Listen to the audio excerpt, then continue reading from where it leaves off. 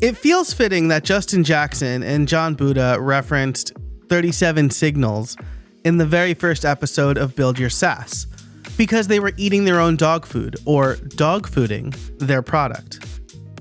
They were launching a podcast about building a podcast hosting company, which they were using to host their podcast. What does this have to do with 37 signals? Well, 37 signals is perhaps the best example of dogfooding in the modern era.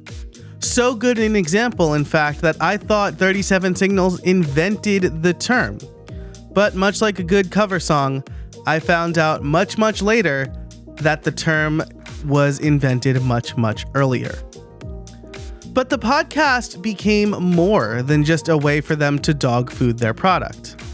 It became a chronicle of how they created a new company, a new SaaS, and one in a crowded field to boot. And since building in public is hugely popular, the podcast has benefited them in a ton of other ways too. Build Your SaaS is really a testament to how beneficial a branded podcast can be for a company. Let's take a look at why and what lessons you can take from them. In this episode, you'll learn to build in public. You never know who's going to extract value from your story. You'll learn that you can cut down on research by picking a topic you already know or are actively learning. And you'll learn to consider lesser known niche specific promotional channels for your show. Welcome to Podcast Workflows, where you get daily tips to improve your process, grow your show, and maybe even make some money. Each week, I also do a dive into the process of the world's most successful podcasters and reveal their tools, processes, and systems to help you simplify the production of your own show and reclaim hours in your day. You can improve your own podcast production process by seeing how the pros do it. I'm your host, Joe Casabona, and it's Wednesday, which means we're doing a deep dive. Today, we're going to look at Build Your SaaS and all of the benefits of a branded, focused podcast for Justin Jackson and Transistor. So what's Build Your SaaS about? It had a pretty straightforward goal when it first launched. According to Justin, he says, quote, "John and I started the Build Your SaaS podcast right after we started building our company together. We wanted to chronicle our journey of building Transistor from 0 customers to earning our first revenue dollars. Building in public is all the rage and has been for a while. For example, did you know Pat Flynn used to publish his monthly revenue starting around 2009? The reason is clear. People very rarely get to see the start of something big. We see the Olympic gold medalist standing on the podium, but we don't see the life of sacrifice and hard work that got them there. No one really cares about that until after the success comes, and then you need to backfill the struggle and the lessons learned. Building in public means that you're capturing them in real time. Justin and John knew from the start they wanted to share their story. If it crashed and burned, there were lessons. But it didn't. And now they have a blueprint for what worked for them in a post-social media world. Now, there was one more bit to the description that Justin provided. Since launching, he said they've kept the feed active for publishing updates and interviews with other founders. They could have shut the show down, marking it as complete, but they decided to keep it open to provide more value through interviews as well as company updates. The interviews provide other perspectives, which is great. Especially now, several years on, the world has changed and what worked then may not work now. But the ongoing updates continue the show's original mission. For example, they have episodes on new hires, taking vacations, clearing inactive accounts, and taxes. They know, perhaps better than most, that making your first revenue dollars isn't the end of the story. The company grows and you grow with it. So they continue to build in public and be an ongoing resource for the next generation of SaaS owners. Now, listeners can pick up the show regardless of where they are in their journey and get essential, real-time insight from founders that are going through it. Your takeaway: share what you know. Build in public. You never know who's going to extract value from your journey. Now, benefit number 1 of building in public is little research needed. Okay, that may be a little bit misleading because when you're doing the work, you're already doing the research. If you're building in public, you're sharing the things you've learned from doing the research already. Here's how Justin puts it. Quote, "If we're discussing a topic like sales tax compliance, we've typically already been working on it behind the scenes for a while. Often we're talking about topics we've already been actively investigating." This is the biggest benefit to doing a show on a topic you already know about or are learning. It cuts down on research and you get to control the narrative a bit more because you're planning the entire experience. Interview shows are great. I've been running one for 7 years now. But they're also incredibly time consuming because you need to research potential guests and the topics you want to cover, book the guests, do more in-depth research so you know what to ask them and craft the story, record with them, and then edit your audio and their audio together. If the guest goes on a tangent, you'll need to cut that out. If you get a bad recording, you either need to scrap the interview, re-record it, or spend extra time editing. All of that, of course, is to say that you care about creating a good show. When you're creating a show where you build in public, your entire podcast is one long story and each episode is a chapter. As John Burnoff, professional author and ghostwriter, says, your book's chapters should always answer a reader's question, and you should always provide case studies. Your Build in Public podcast can be the same way. You are the case study, and each episode answers a question about something you're actively building. People are watching you become an expert in real time. Your takeaway: all podcasts require research, but if you choose a topic where you're already an expert or actively learning, you're front-loading the research. Aside from the research, Justin and John record using Riverside, but their post-production process is super streamlined. One place where Justin and John are uniquely positioned is that as podcasters themselves, they see firsthand how useful new features they introduce are. For example, they use a feature in Transistor that will automatically generate show notes from MP3 chapters. Their editor is already doing the chapter markers, so generating the show notes is super easy for them. In fact, their editor has been with them from the very beginning, and as Justin puts it, has become a character in our show.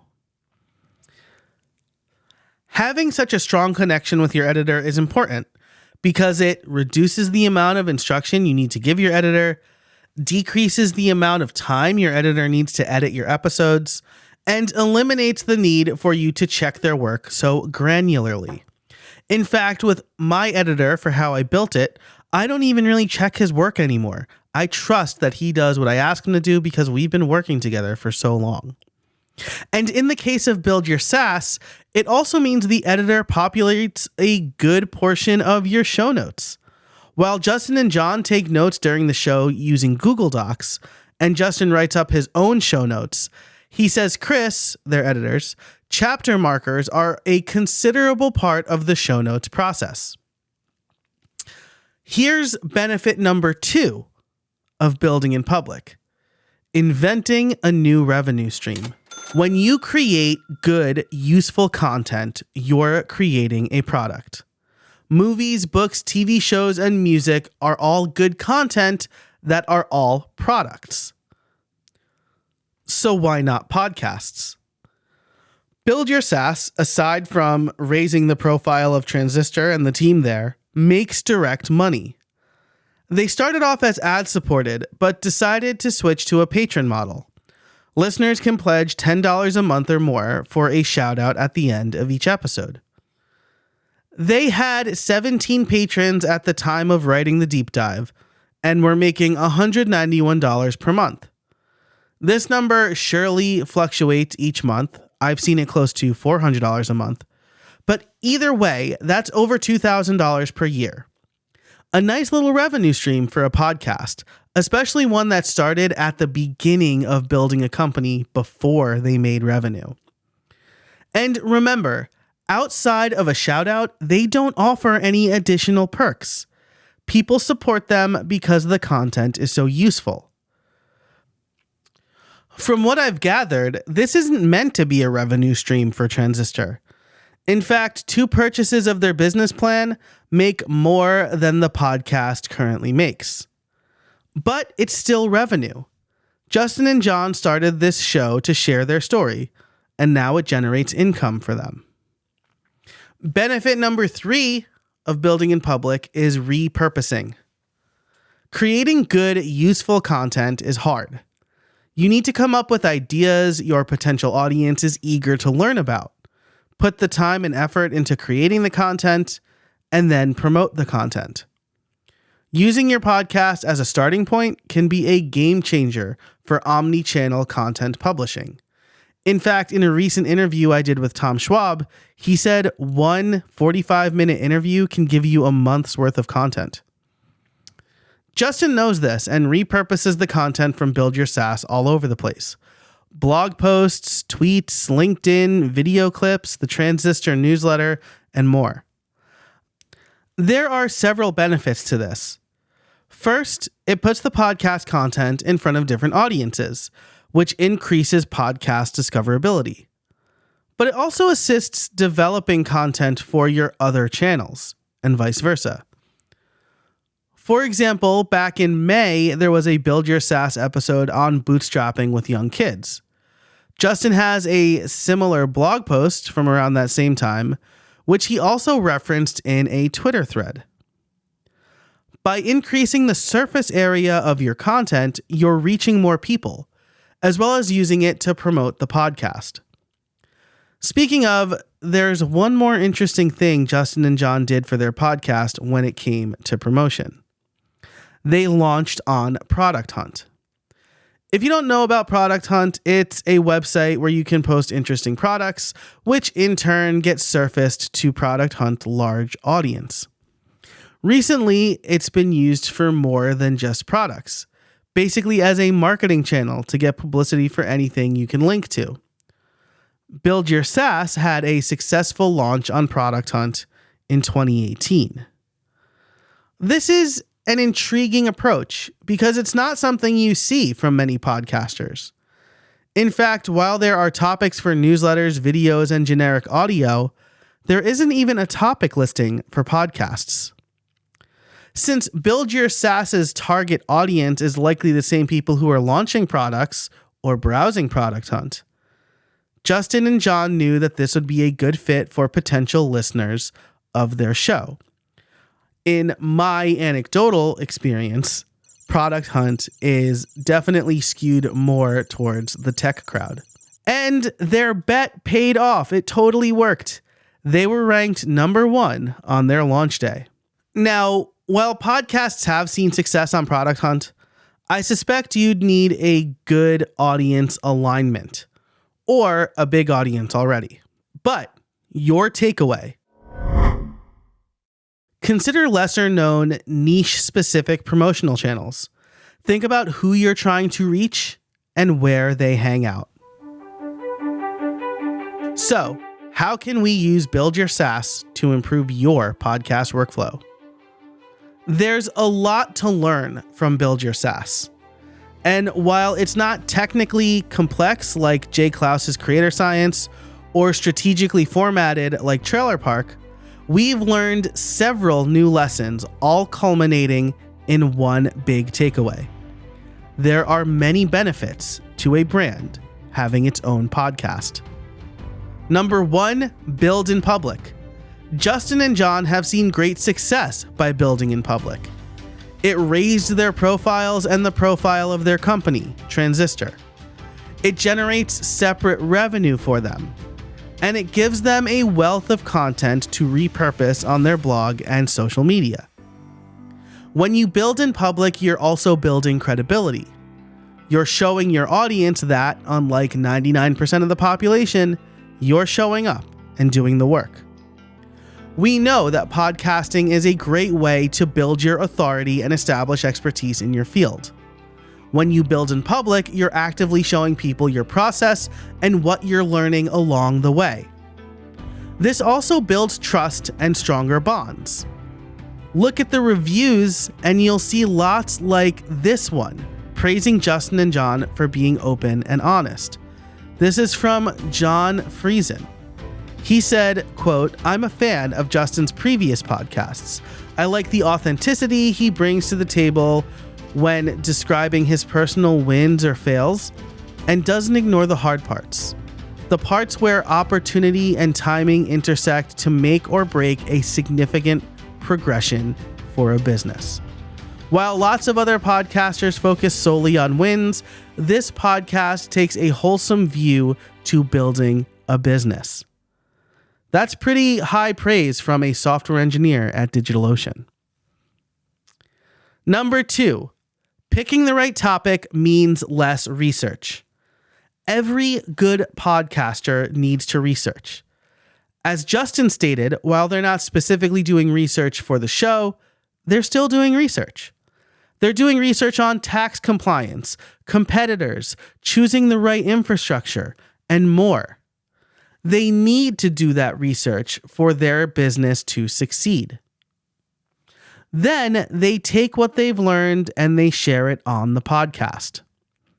As you consider your podcast or the new direction to take your podcast in, think about the topics you already know well or are actively learning. It won't eliminate research, but you will leverage the research you're already doing. And number 3, consider niche methods for promoting your show. The playbook for promotion can get pretty stale these days, especially if you're trying to promote your niche podcast to a general audience.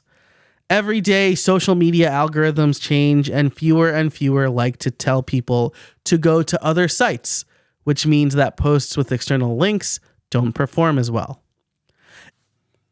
Instead, look for communities or services catering to niche audiences that match who you serve with your podcast. Much like how Justin and John leveraged Product Hunt because they knew they were talking to current and wannabe SaaS founders, you can find communities, websites, or subreddits that serve your niche. Growing your podcast can be a slog, but getting in front of the right people can make it much, much easier. That's it for this deep dive and this episode. If you want to read the full article, you can head over to podcastworkflows.com or find a link in the description for this episode. If you want to get in touch, you can find me at jcasabona on X, Threads, or pretty much every other social network. Thanks so much for listening, and I can't wait to see what you make. If you want to read the full article, you can head over to podcastworkflows.com or find the link in the description for this episode.